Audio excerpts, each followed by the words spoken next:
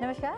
Outlook 2026માં આપનું સ્વાગત છે. હું છું પ્રીતિ દલાલ અને મારી સાથે આજે જોડાઈ રહ્યા છે બજાજ ઓલ્ટરનેટ ઇન્વેસ્ટમેન્ટ મેનેજર્સના સીઈઓ અને ગ્રુપ પ્રેસિડેન્ટ લક્ષ્મી અય્યર, લુબોર્ડ ગ્રુપના ફંડ મેનેજર યોગેશ ભટ્ટ અને કોહિનૂર મેનેજમેન્ટ સ્કૂલના ડૉક્ટર આદિત્ય શ્રીનિવાસન. ઘણું સ્વાગત છે આપ બધાનું જ. અને નવું વર્ષ હવે શરૂ થઈ જવાનું છે ને, 2025 આમ ફટાફટ ગયું છે, પણ બહુ એક્સાઇટેડ નથી રહ્યો એકચ્યુઅલી રિટર્ન વાઇઝ આપણે જોઈએ તો. જો કે ઘણા બધા આપણે રિફોર્મ્સને બધું જોયું લક્ષ્મી, પણ જે રીતના આપણે ગવર્મેન્ટના પગલાં જોયા અને જે રીતના માર્કેટનું બિહેવિયર જોયું, ક્વાઇટ કોન્ટ્રડિક્ટરી રહ્યું છે. મે બી આપણને 2026માં એ સ્પાર્ક દેખાશે, પણ કઈ રીતના તમે સમરાઇઝ કરવું હોય તો ગુડ અને બેડ ફેક્ટર્સ કયા તમે જોઈ રહ્યા છો 2026ના market point of view, financial market point of view, economy point of view? So Priti, સૌથી પહેલાં 2025 તમે જોશો તો એકદમ બે જ એટલે તમને એકદમ બોલિવૂડ ભાષામાં જણાવી આપું છું. પહેલાં એક ધુરંદર છે અને એક સિકંદર છે, અને બંને જે તિજોરીના અંદર છે, જે ગોલ્ડ અને સિલ્વર, અમુક first and second spot obviously gold અને સિલ્વર માટે હતું, કેમ કે વિશ્વભરમાં જે પણ પરિસ્થિતિ હતી ને, જીઓપોલિટિકલ ટેન્શન્સ અને લોસ ઓફ ફેથ, જે આપણું ફિયાટ કરન્સીમાં હોય તો અમુક જે લોસ ઓફ ફેથ હતું, અને ટેરિફ રિલેટેડ અનસર્ટનિટીઝ, આ બધા કેટેગરીઝમાં ઓબ્વિયસલી ગ્લોબલી એક્વિટીઝમાં આપણે સારા રિટર્ન્સ જોવા મળ્યા, પણ સ્પેસિફિકલી ધ બેડ ન્યૂઝ હતું કે ઇન્ડિયામાં આટલું સરસ નહોતું.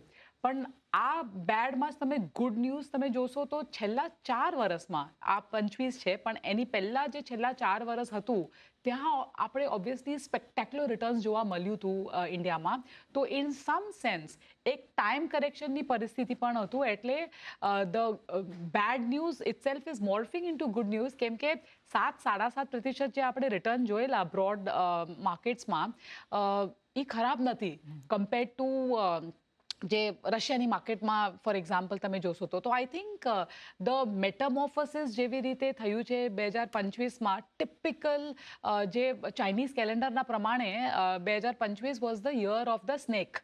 અને એટલું બુરી તરીકે સે કહેવાય ને કે બેડ સ્ટિંગ માયરું હિસિંગ સાઉન્ડ કરીને, આઈ થિંક દેટ રિપલ્સ જે આપણે જોવા મળ્યું છે, that is where things are situated at this point in time. અને એમને લાગે છે કે towards the end of this year, I think hopes જે છે 2026 માટે એ વધારે છે, કેમ કે આ જે એક્સેસીસ છે, કદાચ એ એક્સેસીસ હમણાં સ્ટેબિલાઇઝ થઈ રહ્યું છે, and hopefully 2026 should be a better year. Yes, એ જ કહું છું, આપણે વિથ અ ફૂલ હોપ આપણે જઈ રહ્યા છીએ. પણ હું માર્કેટ પર જવું એ પહેલાં Adityaji, economic point of view આપણે જોઈએ તો good numbers, good datas, good reforms આપણે જોયું છે સરસ. આપણે જે રીતના બધા જ પોઝિટિવ્સ છે એમ કહીએ તો ચાલે, અને જે ગવર્મેન્ટની મહેનત દેખાઈ રહી છે, પણ એ ચેન્જ નથી થઈ રહી માર્કેટમાં, કે તમે માર્કેટ પાર્ટિસિપેશનમાં, જે ઇક્વિટી માર્કેટની પાર્ટિસિપેશનની વાત કરી રહી છું, અને જે રીતના કન્ઝમ્પશન આવવું જોઈએ એટલું નથી આવ્યું. યસ, ફેસ્ટિવ ડિમાન્ડ આપણે જોઈ. કઈ રીતના તમે જોઈ રહ્યા છો હવે, બિકોઝ જે ફ્રૂટ્સ છે તમને શું લાગે છે કે 2026માં દેખાશે, અને જો કન્ઝમ્પશન પિકઅપ નથી થતું 2026માં, ધેન વોટ? એક કોર્પોરેટ્સે પણ એક નંબર્સ આપવા પડશે, એના રિઝલ્ટ્સ પર પણ આપણી નજર રહેશે, પણ કઈ રીતના ઇકોનોમિક ગ્રોથ પર સે તમે 2025ને જોયું, અને શું તમને લાગે છે કે ક્યાં કેરી ફોરવર્ડ થશે પોઝિટિવ્સ, કયા નેગેટિવ્સ તમને લાગ્યા 2025માં? 2025 તમે જોશો ને તો એ કહી શકાય કે યર ફૂલ ઓફ ઇવેન્ટ્સ, અને એમાં એવી બધી ઇવેન્ટ્સ કે જે કલ્પના બહારની હતી. એક તો તમે જોશો તો યુએસએ બધા જ વર્લ્ડની કન્ટ્રીઝ પર ટેરિફ લગાડ્યું, એમાં આપણે એક નેગેટિવ સરપ્રાઇઝ આવ્યું કે આપણા ઉપર 50% ટેરિફ લાગ્યું, જેમાં 25% બેઝ છે અને 25% એટલે લગાડ્યું કે આપણે રશિયા પાસેથી ક્રૂડ ઓઇલ લેતા છીએ. સો એ એક સૌથી મોટી ચેલેન્જ આપણને ઇન્ટરનેશનલ લેવલ પર થઈ, કે જેથી આપણા એક્સપોર્ટ્સ જે $60 બિલિયન યુએસને એક્સપોર્ટ કરીએ છીએ, તો ત્યાં ડેફિનેટલી હજુ બી ક્લેરિટી નથી કે આપણે કેવી રીતે સાચવશું. ડોમેસ્ટિક ફ્રન્ટ પર વાત કરીએ તો ચોક્કસ જ પડે આપણી ઇકોનોમીએ ઘણું સારું પ્રદર્શન કર્યું વિથ 8.2% જીડીપી, જે અત્યારે ગ્લોબલ હેડવિન્સ ચાલી રહ્યા છે, કે જેમાં ઇન્ટરનેશનલ ટેરિફ છે, સ્લોડાઉન ઓફ યુએસ ઇકોનોમી એક બાજુ કહેવાય છે, બીજી બાજુ પ્રેશર છે યુએસ ચાઇના જીઓપોલિટિકલ ટેન્શન પર, રશિયા યુક્રેન પોલિટિકલ ટેન્શનને લઈને. તો આ બધી સિચ્યુએશનમાં 8.2% જીડીપી ગ્રોથ જે ઇન્ડિયન ઇકોનોમીએ કરી બતાવ્યો તે ચોક્કસપણે it is a very very we can say positive thing. બીજી બાજુ ગ્લોબલી તમે જોશો તો ઇન્ટરેસ્ટ રેટ સોફ્ટનિંગ થયું, એટલે આપણે યુએસ ફેડરલ રિઝર્વે 5.25% થી એ લોકો ઇન્ટરેસ્ટ રેટ ઘટાડીને 3.75 પર ફેડ રેટ આવી ગયો. બીજી બાજુ બેંક ઓફ ઇંગ્લેન્ડ પણ ઘટીને 3.75% પર એ લોકોનું આપણે બેંક રેટ છે.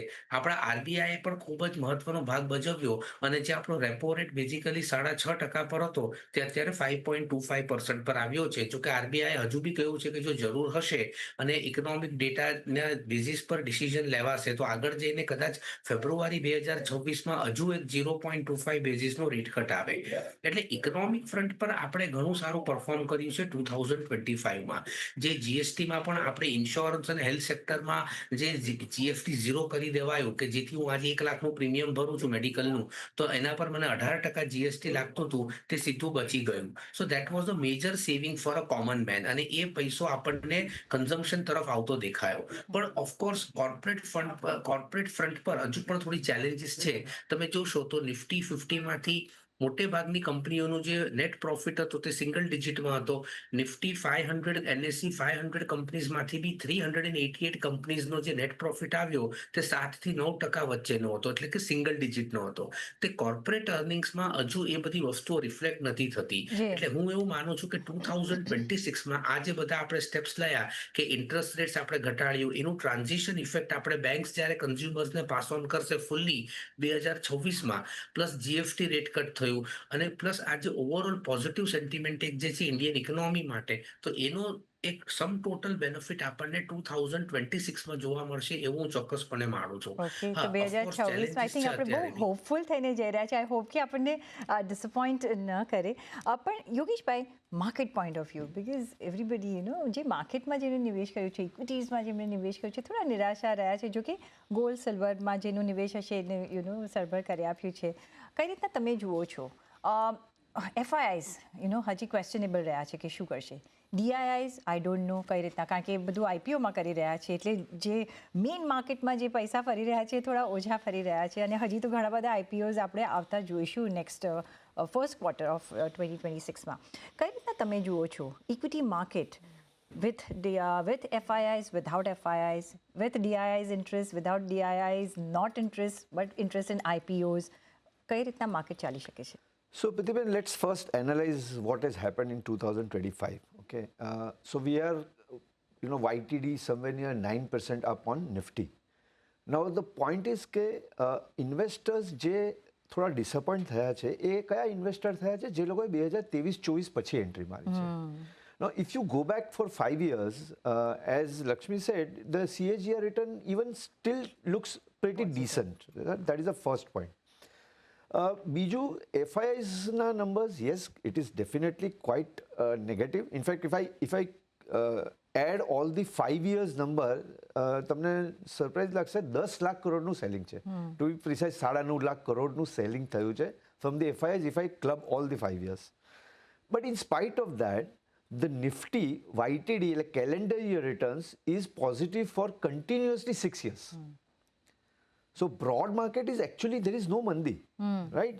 It's very But clear. they have been traders, they have not been investors. So the FIIs. there are categories, Yes. obviously, that there are ETFs, there are sovereign funds, there are the long only funds, hedge funds. So there are always various types of investors. Yeah. So domestic, come back to domestic. Yes, the SIP flow is still going reasonably strong, and that's exactly the reason કદાચ આ positive returns last આપણને 5 વર્ષમાં નિફ્ટીમાં મળ્યા છે for in the calendar year continuously.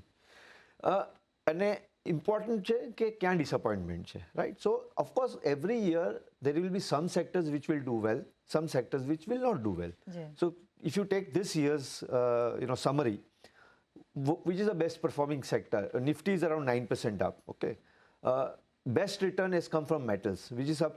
To index is up some 23 odd percent. The second best is 19% auto. Then there is all the other numbers which are there. Small cap as a segment is negative 7 to 8% against a 9% positive Nifty. Realty index is negative. IT is negative. Energy is negative. right? So these are the sectoral broad performance from the sectors. So if I'm an investor, if I'm a small investor, should I be more concerned about what is happening in this 1 year? Or rather, I am for a long-term investor, so I should see for the 5 years, 10 years kind of a story, right? અને એમાં મને નથી લાગતું કે એમાં કોઈ ક્યાંય પણ ક્યાંય હજી પંચર પડ્યું છે. India is a reasonably growth story. FII આવશે કે નહીં આવે એના એ ડિબેટ કરવા કરતાં આપણે જે ગ્રોથ થઈ રહ્યો છે એના પર જો કોન્સન્ટ્રેટ કરીએ, સારી કંપનીઝ પર કોન્સન્ટ્રેટ કરીએ, સારા થીમ્સ પર કોન્સન્ટ્રેટ કરીએ તો રિટર્ન્સ અહીંયા બી બનવાના છે. અને good part is that domestic mutual fund industry કે the variety of the funds, there is a different type of funds which is available, right? હવે એવું તો નથી ને કે ઇક્વિટીમાં નાખો છો એટલે ખાલી ઇક્વિટી 100% માં જ નાખો છો. There are flexi cap funds, there are multi asset funds. તો તમે જે કીધું silver is up 170% in the YTD, gold is up some 40 to 43% YTD. So આનો બેનિફિટ ઇન્વેસ્ટરને મળ્યો છે. Yes, if you are invested in multi asset fund, right? So variety છે. So investor has to decide their goal, their objective, and then if they choose right funds, they choose right strategy, તો ઇન્વેસ્ટરના બી return બનશે. And coming back to the 2026 નું Pritiben total કરો 10 number આવશે, right? તો આપણે hope કરીએ કે ભાઈ આ વખતે કમ્પ્લીટ સર્કલ બની જાય અને 10 નંબરમાં આપણને પણ કંઈ બેનિફિટ એઝ અ ઇન્વેસ્ટર થઈ હું શકે. 10 નંબર છું. ઓકે ઓકે, બટ લક્ષ્મી, વાય અને યોગેશભાઈ અને આદિત્યજી, કારણ કે આપણે એફઆઈઆઈસની કેમ વાત કરી રહ્યા છીએ? બિકોઝ જો એ લોકોનો એક પુશ આવે, જો દે આર ઇન્ટરેસ્ટેડ, એવું નથી કે they are not interested, right? એ લોકો ઇન્ડિયન માર્કેટ્સને ક્લોઝલી વોચ કરે છે, ઇન્ડિયન માર્કેટ્સના વખાણ કરે છે, પણ આવતા નથી. શું લાગે છે Lakshmi, because of the dollar જે આપણે રૂપી ડેપ્રિશિએટ થયો છે, મે બી એક એડવાન્ટેજ લઈ શકે છે એ લોકો? કઈ રીતના તમે જોઈ રહ્યા છો કે what is stopping them not to come in India? અને એ હિસાબે આપણે જો જોઈએ તો આગળ જતાં તમે શું જોઈ રહ્યા છો માર્કેટ પોઈન્ટ ઓફ વ્યૂ, કે તમે હવે ઓલ્ટરનેટિવ્સ ટુ ઇક્વિટી જોઈએ? ડેટ માર્કેટમાં પણ હવે કંઈ નથી, રાઈટ? કઈ રીતના આપણે પ્લે આઉટ તમે જોઈ રહ્યા છો થતા 2026માં? તો પ્રીતિ, હું તમને 2 ડેટા પોઈન્ટ્સ આપું છું. છેલ્લા 11 વર્ષમાં તમે જોશો 2015થી 2025 સુધી આ જે તમે વિદેશી રોકાણકારોનું જે નેટ સેલિંગ છે એ ઇઝ ધ સેકન્ડ હાઈએસ્ટ. 2022માં હતી. દેટ ટાઈમ ઓબ્વિયસલી છેલ્લા 4 વર્ષમાં weave scene markets only in the up cycle. અને આ વર્ષ છે 2025માં વેર ધ હાઈએસ્ટ સેલિંગ છેલ્લા 11 વર્ષમાં, which is almost like 1,60,000 crores. અને ડિસ્પાઇટ દેટ આ જે પણ તમે ઇન્ડેક્સ જોશો તમે બ્રોડ માર્કેટ 7થી 8થી 9% ઇન્ડેક્સ ઉપર છે. તમે ડોલરનું રિટર્ન કાઢશો તો obviously it gates ડેપ્રિશિએટેડ or muted, અને એમાં પણ small caps have done worse off. તો એફપીઆઈઝનું શું છે પ્રીતિ, એ લોકો ખાંચામાં એ લોકો પૈસા મૂકી રહ્યા છે. તો ઇન્ડિયા એ લોકો માટે ખાંચો છે. તો જે પણ એ લોકોને ખાંચામાં વધારે પોઝિટિવિટી, મોમેન્ટમ, જે ઘણા બધા મોમેન્ટમ પ્લેયર્સ છે ત્યાં they will obviously go and allocate. તો આઈ થિંક આવતા વર્ષમાં સ્ટાર્સ આર અલાઇનિંગ ટુવર્ડ્સ 2 વસ્તુ. એક તો તમારું mean reversion, if we believe in the theory of mean reversion, કે સાઉથ કોરિયા હોય કે ચાઇના હોય કે બ્રાઝિલ કે સાઉથ આફ્રિકા, બધા માર્કેટમાં આપણે જોવા મળ્યા છે કે it has been a one way rally. પણ where is it coming from? South Korea તમે જોશો for example, it is not only AI driven, પણ છેલ્લા 7-8 વર્ષથી is been flattish returns and then you seen a bump up. તો I think આવતા વર્ષમાં I think growth is going to be તમારું જે કે શું કહેવાય ધ્રુવ તારા. તો if growth is going to B your goal post, અને કોર્પોરેટ ઇન્ડિયાની તમને અર્નિંગ્સની મજબૂતી જોશો તો છેલ્લા વર્ષમાં ઇટ વોઝ 3-4% ગ્રોથ. આ વર્ષમાં ઇટ ઇઝ ઓલમોસ્ટ 8-9-10% ગ્રોથ, અને લુકિંગ લાઈક 2026માં ઇટ ક્લોઝર ટુ 13-14% આવશે, which is important for it to sustain inflows. તો it is a matter of time કે તમને જોશો કે કેમ કે બીજા બધા માર્કેટ્સ પણ સસ્તું નથી ને. US markets is also expensive. Indian markets are શું ઓલું ટ્વાઇલાઇટ ઝોનમાં છે. તો આવતા વર્ષમાં એટલીસ્ટ આફ્ટર સચ અ મેસિવ આઉટફ્લો અને સચ અ સિગ્નિફિકન્ટ અંડર પરફોર્મન્સ, જે રૂપિયામાં જે દબાણ જોવા મળ્યું છે, it is one of the worst ever. તો all that has led to some kind of crunching of valuation gap. એટલે આ વર્ષમાં તમે જોશો તો our market valuation was 45% more expensive compare to the rest of them. એ હમણાં crunch થઈને 15% થઈ ગયું છે. I think all of this is tell sign કે ધ પીક પેન જે છે in terms of FPI outflow is over. અને if you flip it to fixed income, આ વર્ષમાં એ લોકો વિદેશી રોકાણકારોનું નેટ પોઝિટિવ છે. ઓલમોસ્ટ 60,000 કરોડ એ લોકો લગાડ્યા છે, મૂક્યા છે. એન્ડ ઇન્ક્રીમેન્ટલી હજુ એક ઇન્ડેક્સમાં ઇન્ક્લુઝન થઈ જાય, એ લોકો પાસે ચોઇસ નથી. તો I think that is more of a beta play rather then the alpha play જે આવશે એ લોકોને ઓબ્વિયસલી ઇક્વિટીમાંથી જ મળશે. ઓફકોર્સ ટેરિફનું હજી પણ એક આપણે હેંગઓવર જોઈ રહ્યા છીએ. મે બી તમને લાગે છે કે ટેરિફનું એક ઇવેન્ટ બાજુમાં આપણે મૂકી દઈએ અથવા તો એમાંથી નીકળી જઈએ અને પછી એક મોર એક પોઝિટિવ કે મોર ક્લિયર એક આપણને રોડ મેપ દેખાઈ શકે છે અને એ જોઈને આગળ આપણે ચાલવું હોય તો કઈ રીતના ચાલીશું. અને બીજું અમારા સિસ્ટર ચેનલ પર ડૉક્ટર સુબ્બારાવ હતા, આરબીઆઈ ગવર્નર, કે આપણે વી શુડ થિંક કે આટલા બધા જે રિફોર્મ્સ થયા છે તો પણ માર્કેટે કેમ નથી પરફોર્મ કર્યું એક અને એ જો નથી કરતી તો ઇટ વુડ બી થોડું ડિઝાસ્ટરસ મોમેન્ટ થઈ શકે છે. તમે કઈ રીતના જોઈ રહ્યા છો? આમાં ફિઝિકલી છે ને તમે જોશો તો ટેરિફ ડેફિનેટલી એક ક્રિટિકલ ઇસ્યુ છે જેને ગવર્મેન્ટ બહુ સ્ટ્રેટેજિકલી એડ્રેસ કરી રહ્યું છે. અત્યારે આપણે જોઈએ તો આપણે કરીબન 45 કન્ટ્રીઝને ઇન્વાઇટ કર્યા છે કે આપણી સાથે બાયલેટરલ ટ્રેડ વધારે. આપણે રિસન્ટલી ઓમાન સાથે ટ્રેડ કર્યું જેની અંદર આપણને કરીબન $6 બિલિયન નો બિઝનેસ આવી શકે. ચાઇનામાં આપણે ડાયરેક્ટ ફ્લાઇટ શરૂ કરી છે કે જેથી ફોરેન ટુરિસ્ટ આવે તો ત્યાંથી આપણો એસ્ટિમેટ છે કે 5 to 6 billion export revenue export earnings ત્યાંથી આપણને થાય.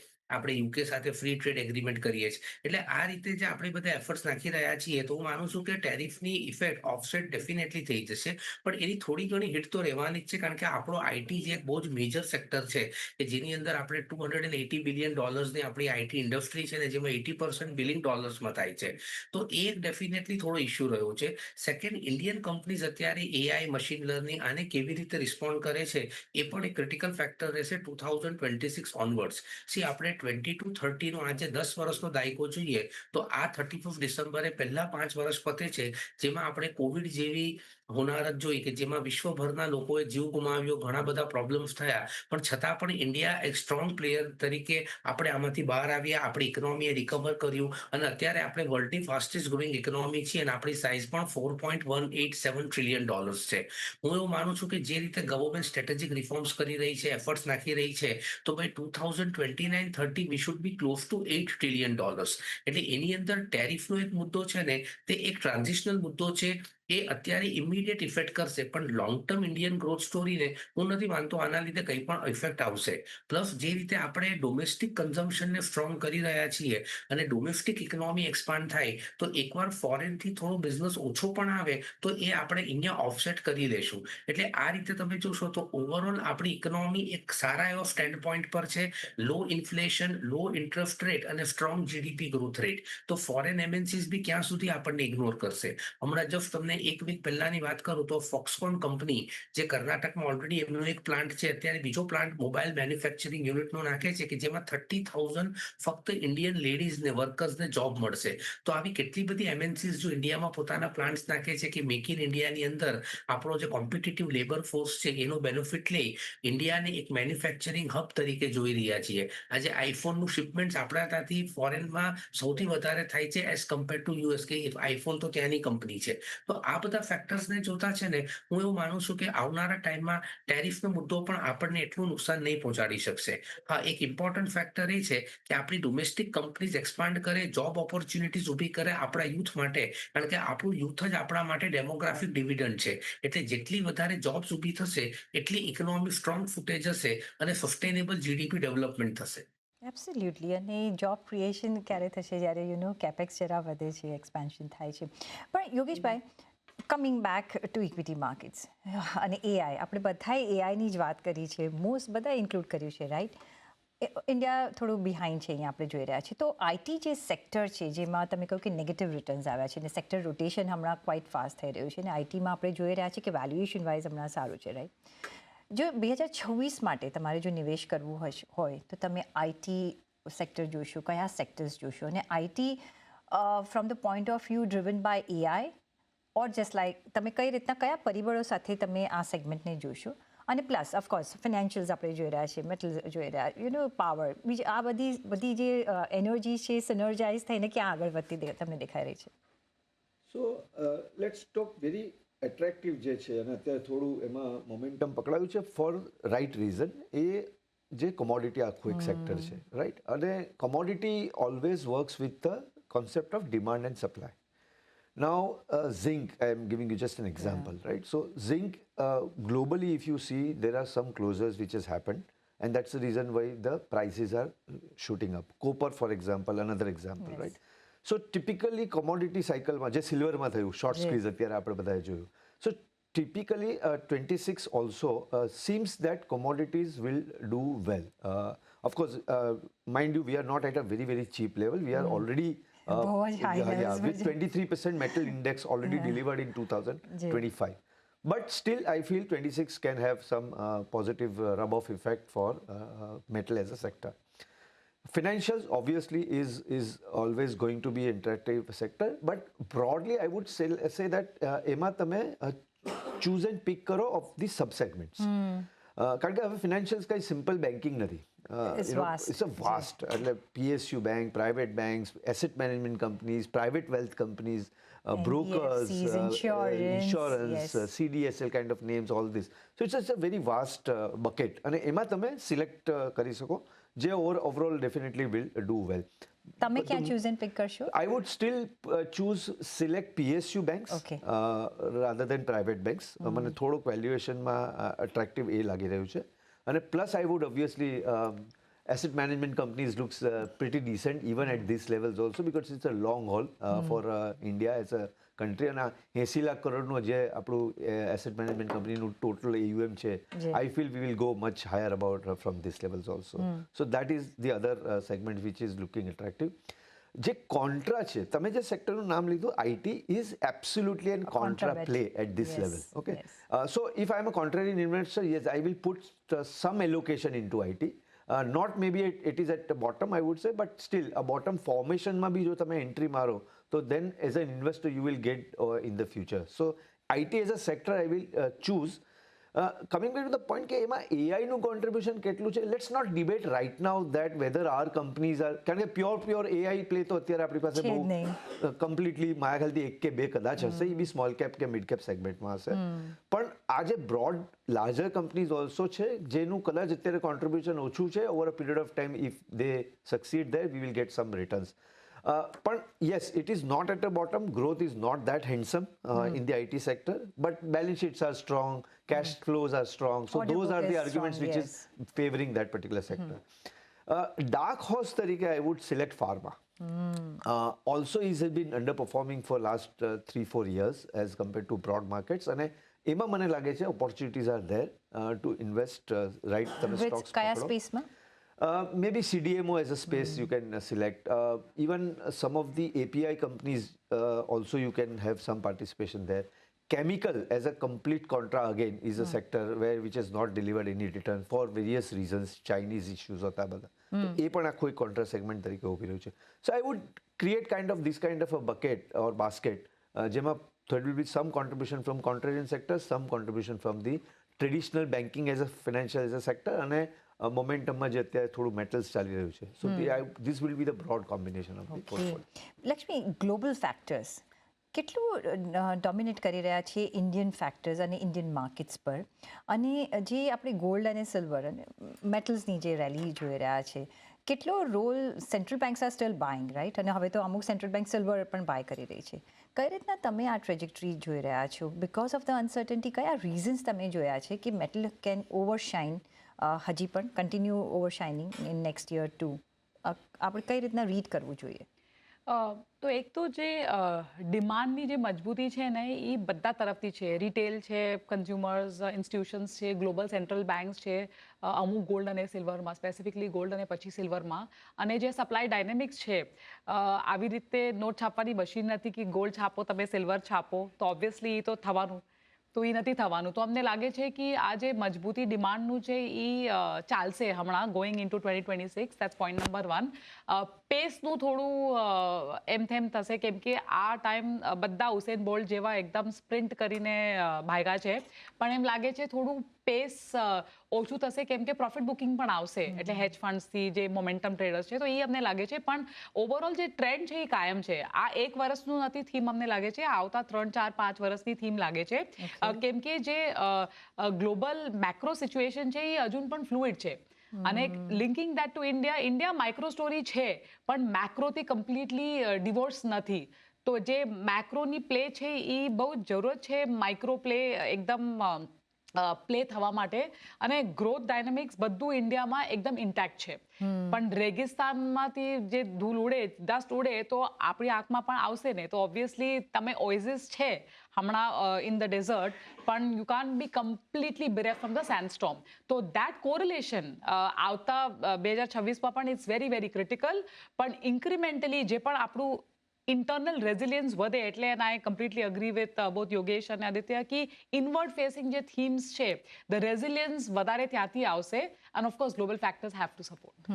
તો એ spur of water in the desert ક્યાંથી આવશે પહેલાં, તમને શું લાગે છે? આઈ થિંક જે પણ જે વ્યાજ દરોમાં જે ઘટાડો જોવા મળ્યું છે દેટ કન્ટિન્યુઝ ઓબ્વિયસલી. તો એ તો એક ઓબ્વિયસલી પોઝિટિવ છે. પણ આવતા બજેટમાં પણ આપણે જે ઇન્ક્રિમેન્ટલ રિફોર્મ્સ, જે કન્ટિન્યુટી ઓફ રિફોર્મ્સ છે that will definitely be a positive thing. અને આ બે જે અમુક વસ્તુ છે and the power of the domestic consumer, I think these are the 3 to tango આજની તારીખમાં to take us to the next level of growth. Domestic consumer I think we will go and spend, કારણ કે હમણાં holiday season any which ways ચાલી રહી છે. પણ on that not ઘણો આભાર તમારો અમારી સાથે જોડાવા બદલ, યોગેશભાઈ, લક્ષ્મી અને આદિત્યજી. અને વી હોપ કે હવે 2026 આપણા માટે એક પોઝિટિવિટી લઈને આવે. પછી એ અર્નિંગ્સ પોઈન્ટ ઓફ વ્યૂ હોય કે રિટર્ન્સ પોઈન્ટ ઓફ વ્યૂ હોય કે investment areas point of view હોય કે ઓફકોર્સ હવે budget is the next thing, the next big event આપણે નજરમાં રાખીશું. પણ on that note season's greeting તમને બધાને જ અમારા તરફથી, CNBC બજારની ટીમ તરફથી, અને ઘણો આભાર અમારી સાથે જોડાવા બદલ. અને એ સાથે જ મને આપશો રજા. પછી જોડાયેલા રહેજો CNBC બજાર સાથે. નમસ્કાર.